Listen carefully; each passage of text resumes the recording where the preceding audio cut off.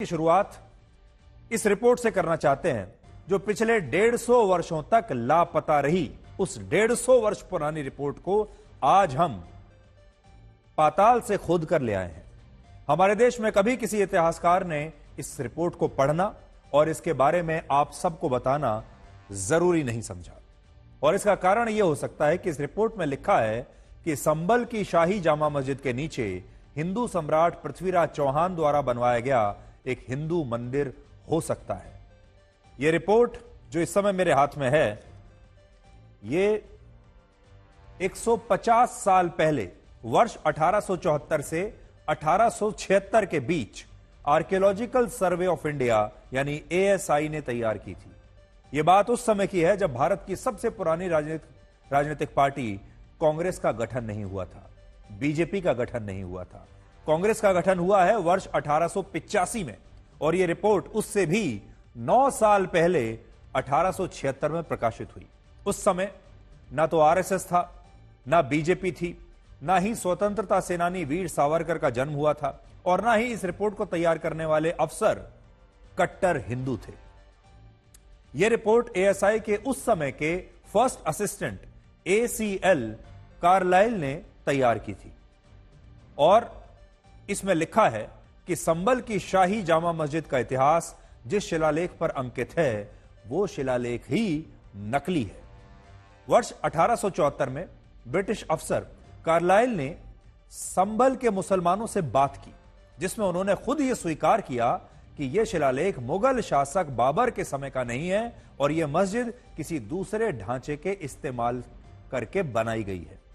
शिलालेख का मतलब उस पत्थर से होता है जिस पर यह लिखा होता है कि इस ढांचे का निर्माण कब हुआ और इसका निर्माण किसने कराया। आपने देखा होगा जो बड़ी बड़ी इमारतें होती हैं, बिल्डिंग्स होती हैं, उनके नीचे एक शिलालेख जरूर होता है और उस शिलालेख में उनके बारे में सारी डिटेल्स होती हैं और किसने इसका उद्घाटन किया, किसने इसे बनाया, वो सब चीजें लिखी होती हैं। मौजूदा शिलालेख जो है वहां पर संभल की जामा मस्जिद पर, उसमें लिखा है कि इस मस्जिद को मुगल शासक बाबर ने बनवाया, लेकिन ASI की रिपोर्ट कहती है कि उस पत्थर पर बाबर का नाम भी गलत लिखा हुआ है। बाबर का असली नाम था शाह जहीरुद्दीन मोहम्मद बाबर और इस शिलालेख पर लिखा है शाह जमजा मोहम्मद बाबर। अब ये कोई और बाबर हो तो कह नहीं सकते। 150 वर्ष पहले ही ASI के ब्रिटिश अफसरों ने यह बता दिया था कि यह मस्जिद मूल रूप से एक हिंदू मंदिर का हिस्सा लगती है और खुद स्थानीय मुसलमान यानी जो आसपास रहने वाले जो मुस्लिम लोग हैं वो खुद इस बात को स्वीकार करते हैं कि उन्होंने बलपूर्वक यानी जबरदस्ती इस मंदिर पर कब्जा करके यहां इस मस्जिद का निर्माण कराया था। ये मैं नहीं कह रहा हूं, ASI की यह रिपोर्ट कह रही है जो इस समय मेरे हाथ में है। इसी रिपोर्ट में आगे यह भी लिखा है कि कुछ जगहों पर मस्जिद की दीवारों से प्लास्टर अब हट चुका है और इन स्थानों पर वो पत्थर दिखाई देते हैं जो प्राचीन हिंदू मंदिरों की दीवारों का हिस्सा था। इससे पता चलता है कि जब इस मंदिर के स्थान पर मस्जिद का निर्माण हुआ तब मंदिर के ढांचे में लगे पत्थरों को छिपाने के लिए उस पर छोटी ईंटें लगाकर उनके ऊपर प्लास्टर लगा दिया गया, जिससे यह पता ना चल पाए कि इस दीवार के अंदर हिंदू मंदिर की दीवारें हैं। इसके अलावा 150 वर्ष पहले ASI ने जब इस मस्जिद के एक हिस्से में खुदाई की तो उसे ऐसे पत्थर और अवशेष मिले जो हिंदू मंदिरों के स्तंभों में लगाए जाते थे और यह एक बहुत बड़ी बात है। कई पुस्तकों में भी यह लिखा गया है कि मुस्लिम आक्रमणकारी हिंदू मंदिरों और देवी देवताओं की प्रतिमाओं को नष्ट करने के बाद उनके मलबों को मस्जिद की सीढ़ियों और बाहरी हिस्से में लगवाया करते थे। सीढ़ियों में क्यों लगवाते थे? इसलिए ताकि मस्जिद में आने वाले लोग सीढ़ियों पर उन देवी देवताओं की प्रतिमाओं पर, उन पत्थरों पर पैर रखकर अंदर जा सकें और हिंदू धर्म और देवी देवताओं का हर क्षण अपमान हो, इसलिए उनकी प्रतिमाओं को सीढ़ियों पर लगाया जाता था जहां पर सबके पैर पड़े। और संभल की इस शाही जामा मस्जिद में भी इसी के सबूत मिलते हैं। तो आपने देख लिया, अब मैं आपको इसमें से कुछ पढ़कर बताता हूं और देखिए इन रिपोर्ट्स में क्या लिखा है।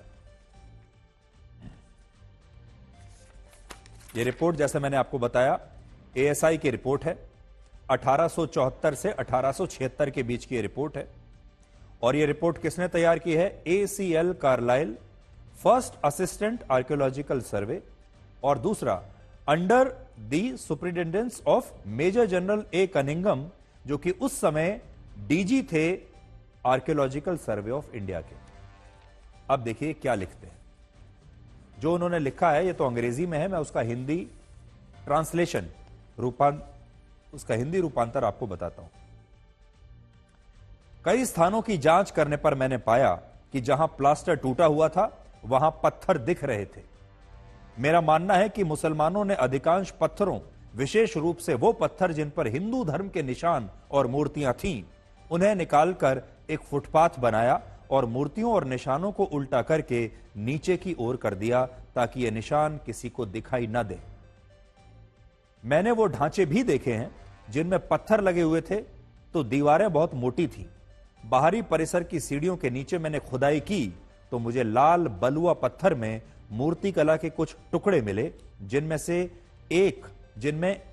एक विशेष आकार के स्तंभ का ऊपरी हिस्सा था।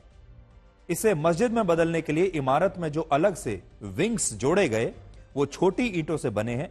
पुरानी हिंदू कार्यशैली और आधुनिक मुस्लिम कार्यशैली के बीच एक स्पष्ट और विशिष्ट अंतर है और पुराना हिंदू मंदिर मुसलमानों द्वारा बाद में जोड़े गए भाग से बिल्कुल अलग साफ साफ दिखाई देता है। अंग्रेजी में मैं अगर पढ़ूं, on examining several spots where the plaster was broken, I found that in some places stone was exposed. I believe that the Mohammedans stripped off most of the stone, especially such as bore traces of Hinduism, and made a pavement of the stones, turning the sculptures downwards.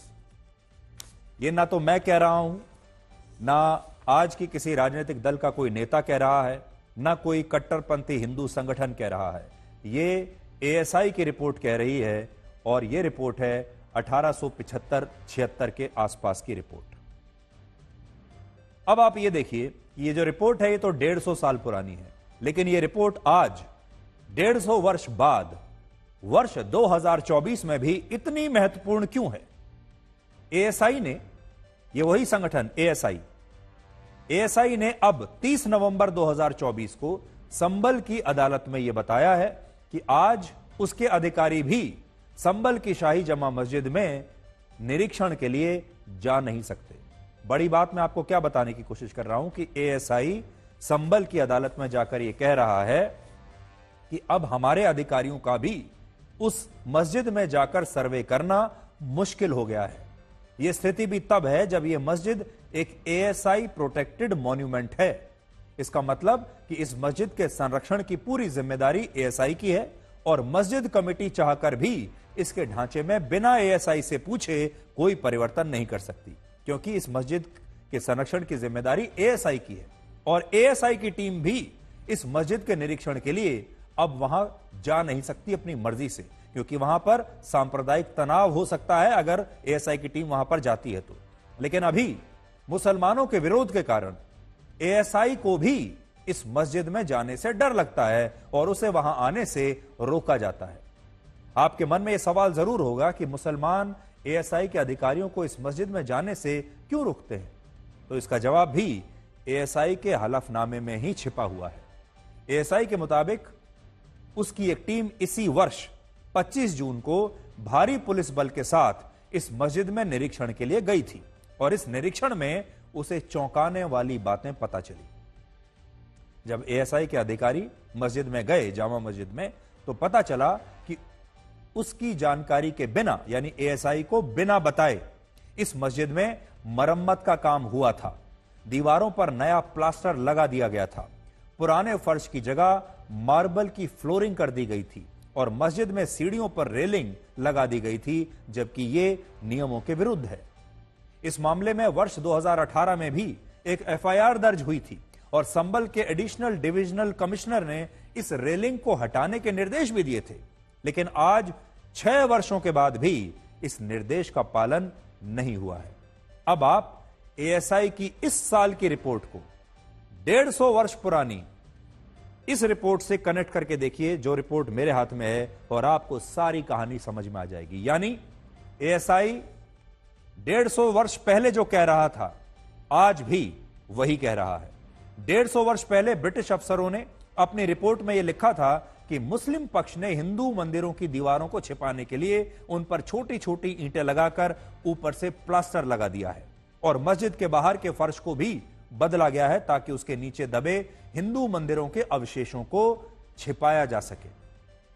और अब इस साल की यह report भी ASI की यही कहती है कि मुस्लिम पक्ष ने मस्जिद की दीवारों पर नया प्लास्टर लगाया है और वहां पुराने फर्श को हटाकर उस पर मार्बल की फ्लोरिंग करा दी गई है। इससे यह सवाल जरूर उठता है कि क्या हिंदू मंदिर के अवशेषों को छिपाने के लिए फिर से ऐसा किया गया है, और क्या इसी वजह से एएसआई को इस मस्जिद में आने से रोका जाता है? आप देखिए, यह भी कितनी बड़ी बात है। एएसआई को एक ऐसे इमारत में प्रवेश करने से रोका जा रहा है जो कि एएसआई के संरक्षण में ही है। आज एक और बड़ा सवाल यह है कि जिस मस्जिद को एएसआई की संरक्षित धरोहर माना गया, उस मस्जिद में एएसआई की टीम को जाने से कैसे रोका जा सकता है? अब हमारे देश का कानून कहां गया? अब हमारे देश का संविधान कहां गया? अब हमारे देश की धर्मनिरपेक्षता कहां चली गई?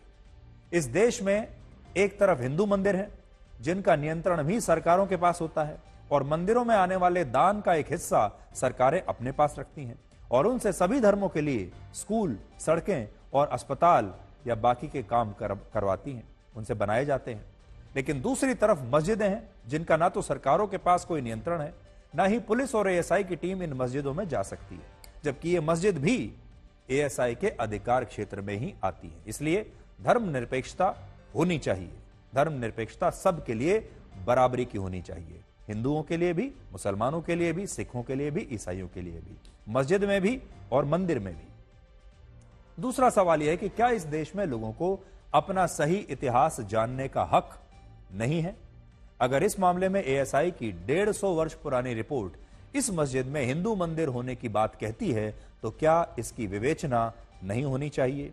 क्या इसका पोस्टमार्टम नहीं होना चाहिए? तीसरी बात, इस मामले में बार बार अल्पसंख्यक शब्द को दोहराया जा रहा है, और हमारे देश के नेता कह रहे हैं कि इस मस्जिद का सर्वे कराना अल्पसंख्यक मुसलमानों के खिलाफ एक बहुत बड़ी साजिश है। लेकिन आज हम पूरे देश को यह बताना चाहते हैं कि यह मामला अल्पसंख्यक मुसलमानों का नहीं है, बल्कि यह मामला अल्पसंख्यक हिंदुओं का है। संभल में मुसलमान नहीं, बल्कि हिंदू अल्पसंख्यक हैं।